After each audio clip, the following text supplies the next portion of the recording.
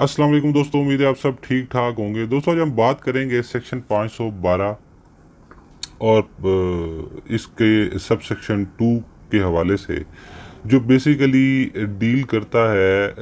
Accused की absence में evidence record करने का सिनेरियो को। किन सूरतों में किसी भी मुलज़म की अदम मौजूदगी में एविडेंस रिकॉर्ड की जा सकती है, हम देखते हैं, इसको रीड आउट करते हैं और इसकी साथ साथ वजाहत मैं कर दूंगा। If it is proved that an accused person has absconded, अब ये साबित हो गया है कि जो मुलजिम है वो भगोड़ा हो गया है, एब्सकॉन्ड कर गया है, इश्तिहारी डिक्लेयर हो चुका है, and that there is no immediate prospect of arresting him, और कोई भी किसी भी सूरत से ये नहीं लग रहा कि वो कभी अरेस्ट होगा।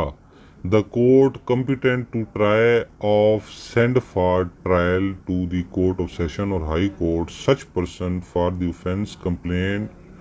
of may in his absence examine the witness if any। ये आगे मैं फिर कंटिन्यू करता हूँ, पहले ऊपर से मैं इसकी वजाहत कर दूँ।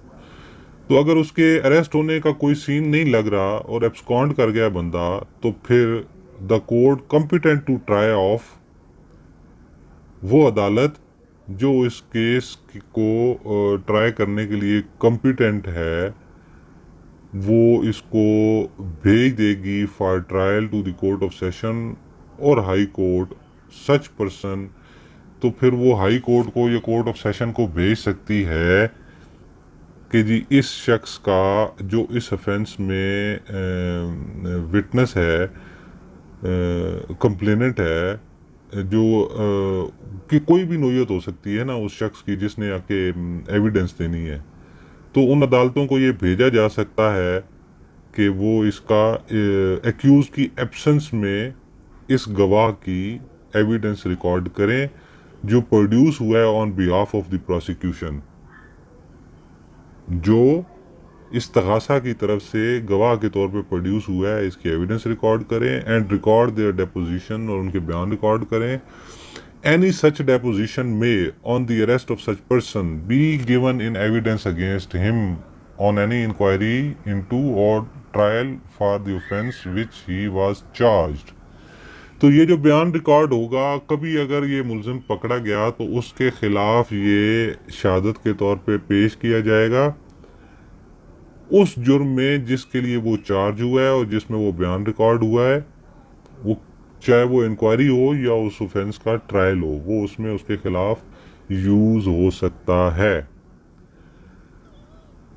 If the deponent is dead or incapable of giving evidence or his attendance cannot be produced without an amount of delay or expense or inconvenience which under the circumstances of the case would be unreasonable। अब ये कब use होगा? ये उस सूरत में use होगा कि जब ये बयान देने वाला अब इस दुनिया में नहीं रहा, या वो इस काबिल नहीं है कि वो बयान दे सके, या उसकी अटेंडेंस यहाँ पे यकीनी बनाने के लिए एक किसी लंबे प्रोसीजर से गुजरना पड़ता है और बहुत ज़्यादा डिले हो जाएगा या बहुत ज़्यादा एक्सपेंस उस पर आएंगे। दुनिया मिसाल के तौर पे बंदा मुल्क से बाहर चला गया है और मैं किसी केस में विटनेस हूँ और मैं कोर्ट को इन्फॉर्म करता हूँ कि जी मैंने आउट ऑफ कंट्री जाना है, आप मेरी स्टेटमेंट रिकॉर्ड कर लें, कोर्ट कर सकती है चाहे मुलजिम पकड़ा गया या नहीं। तो फिर उस सूरत में ये बयान उसके खिलाफ इस्तेमाल किया जाएगा। If it appears that the offence punishable with death or imprisonment for life has been committed, अगर ये कोर्ट के सामने बात कोर्ट के नॉलेज में आती है कि जो ऑफेंस विद पनिशेबल डेथ है या इम्प्रिजनमेंट फॉर लाइफ है, इसमें कोई ऐसा जुर्म कमिट हुआ है बाय सम पर्सन और पर्सन अननोन,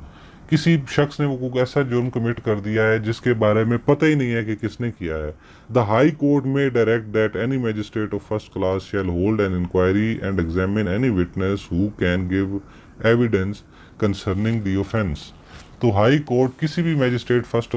क्लास को ऑर्डर कर सकती है कि वो इंक्वायरी होल्ड करे और जिस विटनेस को चाहे एग्जामिन करे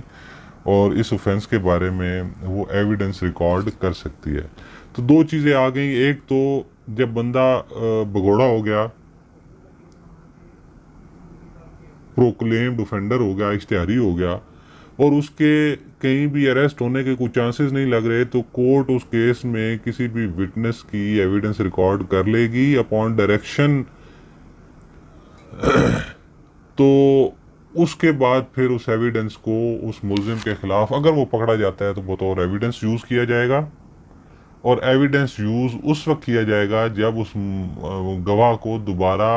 बुलाया नहीं जा सकता। अब वजह ये भी हो सकती है कि उसकी डेथ हो गई, या वो मुल्क से बाहर चला गया, या उसको बुलाने पे बहुत ज़्यादा एक्सपेंस आएंगे, या उसको बुलाएंगे तो बहुत डिले हो जाएगा। तो उस सूरत में वो जो पहले बयान रिकॉर्ड किया गया है उसी को यूज़ किया जा सकता है। दूसरी सूरत ये है कि हाई कोर्ट या मैजिस्ट्रेट को किसी भी कह सकती है कि वो किसी भी इंक्वायरी में वो गवाही रिकॉर्ड कर सकती है जिसमें कोई भी पनिशेबल विद डेथ ऑफेंस हुआ है या इम्प्रिजमेंट फॉर लाइफ। कोर्ट ने जो है वो ऐसा जुर्म है जिसकी पनिशमेंट इम्प्रिजमेंट फॉर लाइफ है। होपफुली आपको ये आज की इन्फॉर्मेशन पसंद आई होगी। मेरे साथ रहने का बहुत शुक्रिया। अपने और अपने गिरदनवा के लोगों का ख्याल रखिएगा। इंशाल्लाह अगली वीडियो में फिर मुलाकात होगी, तब तक के लिए